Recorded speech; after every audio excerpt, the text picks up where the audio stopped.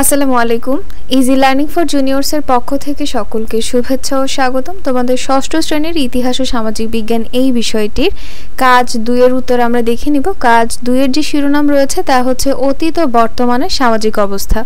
তো এখানে আমাদের অতীত ও বর্তমান মানুষের জীবন ও জীবিকার একটা তুলনামূলক আলোচনা করতে হবে, যেখানে রয়েছে যে আমরা ষষ্ঠ শ্রেণীর পাঠ্য বইয়ে বাংলা অঞ্চলের ইতিহাসে ভূপ্রকৃতির প্রভাব নামক শিখন অভিজ্ঞতার মানুষ আর ভূপ্রকৃতির সম্পর্কের ইতিহাসের অংশ ও বাংলা অঞ্চলের ভূপ্রকৃতি কেমন এই অংশ থেকে অতীতের ভৌগোলিক পরিবেশ ও মানুষের জীবন জীবিকা বিষয়ক তথ্য সংগ্রহ করব।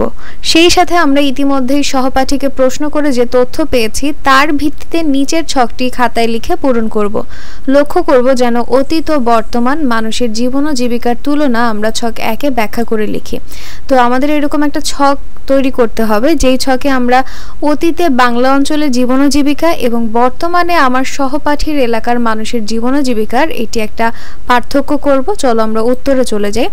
আমরা এখানে প্রথমেই একটা ছক তৈরি করে নিব, আর উপরে কিছু ব্যাখ্যা তোমরা লিখতে পারো যে আমরা ষষ্ঠ শ্রেণীর পাঠ্য বইয়ের বাংলা অঞ্চলের ইতিহাসে ভূপ্রকৃতির প্রভাব এবং বাংলা অঞ্চলের ভূপ্রকৃতি কেমন এই অংশ থেকে অতীতে ভৌগোলিক পরিবেশ ও মানুষের জীবন ও জীবিকা বিষয়ক তথ্য সংগ্রহ করব। এরপরে আমরা ইতিমধ্যে সহপাঠীকে প্রশ্ন করে যে তথ্য পেয়েছি তার ভিত্তিতে নিচের ছকটি পূরণ করব।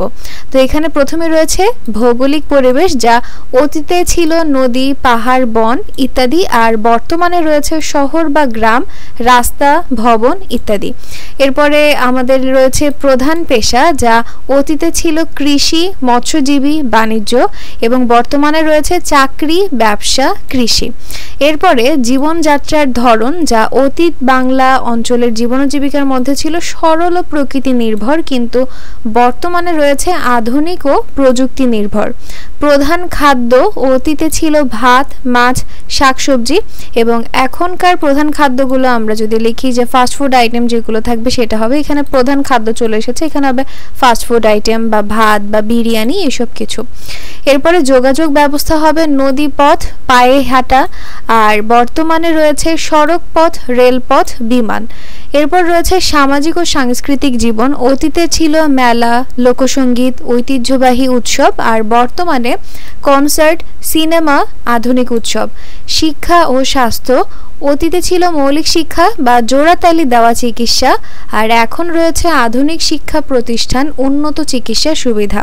তো আমাদের এখানে কাজ 2 এর যে প্রথম অংশটুকু ছিল অতীতের এবং বর্তমানে মানুষের জীবন ও জীবিকার যে পার্থক্য তা দেখে নিলাম। এরপরে 2 নম্বরে বলেছে, মানে কাজ 2 এর দ্বিতীয় অংশ বিভিন্ন ভূপ্রাকৃতিক বৈশিষ্ট্য এবং মানুষের জীবন ও জীবিকা। ভূপ্রাকৃতিক বৈশিষ্ট্য মানুষের জীবন ও জীবিকায় প্রভাব ফেলে থাকে, যেমন কোনো এলাকায় নদী থাকলে সেখানে জেলেদের বসবাস থাকবে।